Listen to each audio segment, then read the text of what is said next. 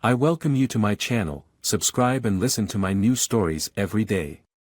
The morning sun floods the kitchen, casting long shadows over the cold coffee in my mug. Lily is still asleep, the hum of her laptop from the study the only sound breaking the silence. A simple task, printing a document from her computer. That's all I intend to do. As I sit down at her desk, her screen lights up from sleep mode, revealing a jarringly bright webpage. A women's forum. My hand pauses over the mouse, curiosity piqued. It's not the site itself that catches my attention, it's the username, unmistakably hers, highlighted in a vibrant shade of purple. Lily Blossom, it reads. And beneath it, a thread titled, Torn Between Two Lovers, Seeking Advice. My heart thuds painfully against my ribs. I shouldn't, but I click. The screen fills with Lily's latest post. I skim through, my eyes widening with each line. She writes of exhaustion, of feeling trapped in a mundane marriage with me. She speaks of her lovers, two of them, debating who would be the better choice. My breath catches. The woman I married, the face I kiss goodbye every morning, is contemplating life without me as casually as one might choose between coffee or tea. The shock is paralyzing. Betrayal slices through the remnants of sleep, sharpening my thoughts to a razor's edge. I read every word, each one a nail in the coffin of our marriage. She has laid bare our private life, twisted with her discontents and infidelities, for strangers to dissect and discuss. I hear footsteps, and in a reflex, I shut the laptop. Lily appears in the doorway, a soft smile on her lips, unaware that our world has just shifted on its axis. Morning, love. Did you print the document? Her voice is calm, normal. Morning, I manage, my voice tight. Not yet. I got distracted. I watch her, searching for any sign of the duplicity I've just uncovered. There is none. She is perfect, practiced. Oh. She steps closer, her brow furrowing slightly in concern. Everything okay? Yeah, just thought I saw something odd on your laptop. Probably nothing. My words test the waters, a fishing line thrown into the murky depths of her conscience. Her reaction is immediate, a brief flicker of panic in her eyes, though she masks it quickly with a laugh. You know how those pop-ups are. I was reading some silly articles last night. Don't think much of it. Silly articles. The understatement feels like a slap. I nod, keeping my expression neutral. Yeah, silly. She breezes out of the room, the matter settled for her, leaving me with a chasm of decision. The path of confrontation is one option, but my heart hardens against the vulnerability that would require. Instead, I make a plan. Revenge, a concept I've never entertained seriously, now pulses through my thoughts with clarity and purpose.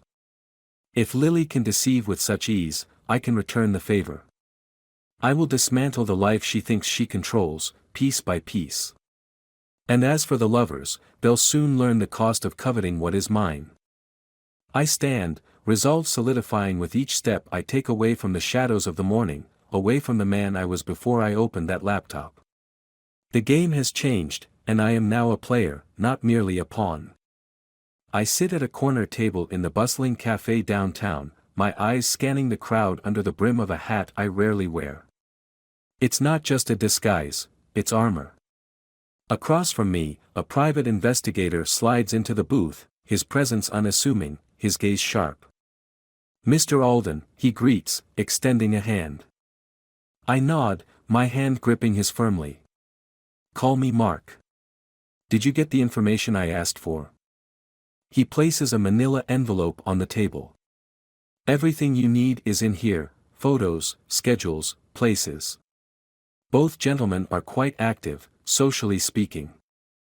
I slide the envelope closer, my fingers brushing over the sealed flap. This is it, the key to unraveling Lily's secret life. And their connections to my wife? Confirmed, he states succinctly.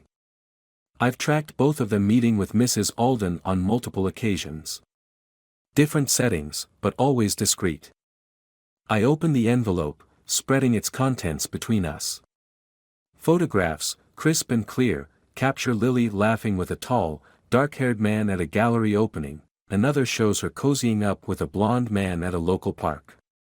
Each image is a betrayal, a stark revelation of her duplicity. How do you want to proceed? The investigator's question pulls me back from the edge of my brewing storm. Keep following her. I want to know everything, when she meets them, how she lies about where she's been. I need details, hard evidence. He nods, jotting down notes. And the men? Any plans for them? I stare at the photos, a plan forming in my mind. I want to meet them. Set up a chance encounter. See if they realize who I am. The investigator raises an eyebrow but doesn't comment. It can be arranged. We part ways with a handshake, the weight in my chest growing heavier with each step I take back into the sunlight. The next part of my plan involves confronting Lily's lovers face to face. Perhaps seeing the man whose life they're intruding on will bring some reality into this surreal nightmare. Later that evening, I find myself outside an upscale bar where one of the men, the blonde, frequents. My heart hammers against my ribs as I push through the glass door, the dim lighting inside a stark contrast to the clarity I seek. He's there, laughing at a table with friends, carefree. I approach, my disguise enough to keep his recognition at bay. Mind if I join? Seems like a good crowd. He looks up, a friendly smile plastered on his face. Sure, have a seat. I'm Chris. Mark, I say, the lie tasting bitter on my tongue. We exchange pleasantries, the normalcy of the conversation gnawing at me. Here he is, the other man in Lily's life, and he doesn't even know who I truly am. As the night unfolds, I weave my words carefully, probing for slips, any signs of his connection to Lily. But he reveals nothing, his world securely separated from the storm he's unknowingly a part of. I leave the bar with a new plan forming, one that doesn't rely solely on confrontation. Retribution will be more subtle, more calculated. Chris, and eventually the other lover, will come to realize their mistake, but not through my anger or hurt. Instead, I will dismantle their lives as meticulously as they helped dismantle mine. Information is power, and thanks to my investigator, I'm armed to the teeth. Lily's world of deceit will come crashing down, but so will theirs. As I drive home, the city lights blur into streaks of color. My reflection in the rearview mirror is that of a stranger, a man pushed too far, fighting back from the shadows. The storm is no longer gathering, it has arrived. My next move is calculated, each step a deliberate march towards unveiling the deceit that has tainted my marriage. The private investigator's updates are constant, a digital breadcrumb trail leading directly to the heart of Lily's betrayal. Today, I'm poised outside a quaint coffee shop where Lily is supposed to meet the dark-haired lover, the second man from the photos. The bell jingles as I push through the door, the scent of roasted coffee beans enveloping me. I spot him immediately, tall, confident, unaware of the storm approaching. He's perched at a window seat, his attention fixed on a book. I order a coffee, my voice steady despite the adrenaline coursing through my veins, and take a seat with a clear view. Minutes tick by, each one stretching taut with anticipation. Finally, Lily walks in, her smile bright and carefree as she spots him. They hug, a greeting too intimate for just friends. I sip my coffee, the bitterness apt for the moment. Their laughter reaches me, light and carefree, and something inside me snaps. No more watching from the shadows. I stand, my approach silent but determined. Lily, I call out, my voice calm despite the turmoil inside. The color drains from her face as she turns, her eyes wide with shock. Mark? What are you doing here? The man looks between us, confusion etching his features. You know each other? Yes, I say, my gaze locked on Lily's. She's my wife. The word hangs heavy in the air, a tangible blow to the man's composure. Your wife. He stammers, his previous confidence evaporating. Lily reaches for me, her expression pleading. Mark, I can explain. There's nothing to explain, I cut her off, my voice firm, resolute. I've seen enough, heard enough. From your own words, Lily. The man stands, his chair scraping back. I had no idea she was married, he says, his tone defensive, yet apologetic. I'm sorry, man. I wouldn't have. Save it, I interject, my focus shifting back to Lily. You made your choices. Now, you live with them. Lily's eyes fill with tears, her earlier facade crumbling. Mark, please. Let's talk about this. Just us. But the time for talking has passed. I turn to leave, my parting words cold and final. There's nothing left to say.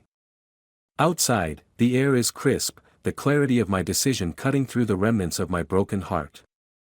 I walk away, leaving the coffee shop and the tangled web of lies behind me. The rest of the day is a blur, actions and plans meshing into a singular focus, retribution.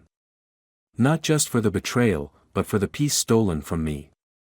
The private investigator's information becomes my weapon, detailing not just the lovers' lives but their vulnerabilities. Tonight, I sit in my study, the glow of my computer screen casting long shadows. Emails are drafted, ready to expose the deceit not just to personal contacts but to employers, family, anyone who should see the true faces of the men who thought they could toy with another man's life. As I click send, a part of me recoils at the finality of it all. Yet, there's a deeper part, hardened by betrayal, that finds satisfaction in the reckoning. The fallout will be immense, but it's a consequence born of their actions, not mine. I lean back, the chair creaking under the weight of my resolve. The battle may be over, but the war is just beginning. Tonight, I have struck back, but the path ahead is long, and I am ready to walk it, one vengeful step at a time. The sky is overcast, mirroring the tumult inside me as I drive to the secluded beach house that Lily and I once called our paradise. Today, it serves a different purpose, a final confrontation, the closing act of a tragedy wrought by betrayal. Lily and her lovers have been summoned here under different pretenses, each unaware of the other's invitation. The private investigator's diligent work has ensured their attendance, his subtle manipulations as effective as they are invisible. As I pull into the gravel driveway, the sound of the surf pounding the shore fills the air, a rhythmic beating like that of my own heart. The beach house looms ahead, its windows dark, the facade a mask hiding the storm about to break inside. The first to arrive is Chris, the blonde from the park. He walks up the path, confusion etched across his features as he spots my car. Mark? What's this about? He calls out, approaching with cautious steps. Just a chat among acquaintances, I reply, my tone light, belying the darkness at its core. He nods, hesitating at the door, then steps inside. The dark-haired man, Alex, arrives next, his expression one of annoyance. This better be quick. You said it was urgent, he grunts, brushing past me into the house. Finally, Lily arrives. Her face is pale, eyes wide with a mix of fear and suspicion.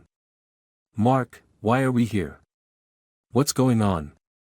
All in good time, Lily, I say, guiding her inside where the others wait.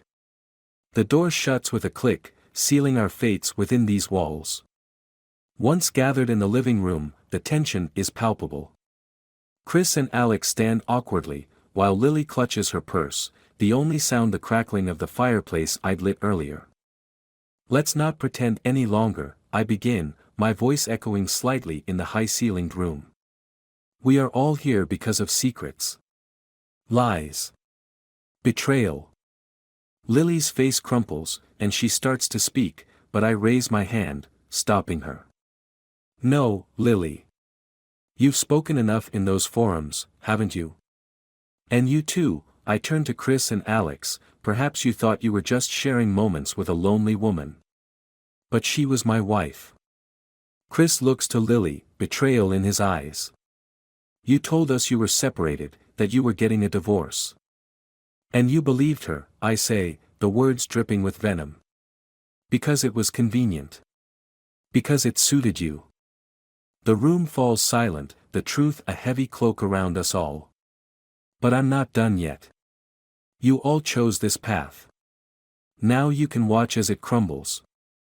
Reaching into my coat, I pull out a stack of photographs and letters, evidence of their affairs, their lies, all gathered meticulously over the past weeks. These will be made public. Your families, your friends, your employers, everyone will know. Lily gasps, tears streaming down her face. Mark, please, don't do this. I'm sorry. Sorry doesn't undo the past, I reply coldly. Alex steps forward, anger flaring. You can't just ruin our lives. Watch me, I say, my voice deadly calm. With a swift motion, I toss the evidence into the fireplace. Flames lick the paper, consuming the secrets in a fiery purge. Their shock is palpable, the finality of my actions a clear signal that there is no going back. This is your legacy now, I declare. Live with it, as I've lived with your deception. Without another word, I turn and leave the beach house, the sound of the ocean drowning out the chaos I leave behind. As I drive away, the weight of the rings I once wore, and have now left on the mantle, lifts. The past may be tainted, the future uncertain, but one thing is clear, I will never look back. Lily and her lovers are left to grapple with the wreckage, their lives intertwined by betrayal and now marked by loss. As for me, the road ahead is solitary, but it is mine alone to travel, free from deceit, ready for a new beginning.